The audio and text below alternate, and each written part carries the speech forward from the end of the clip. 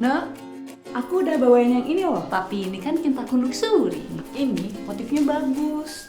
Terus harganya suka, makin murah.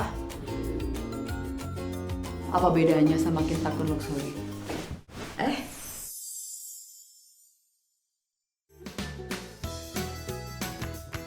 Kerasa kan bedanya? Spray yang kamu beli harganya emang makin murah, tapi kualitasnya apa nggak makin turun? Harga sembako aja udah naik. Iya juga ya. Kalau spray kamu kayak gini nggak?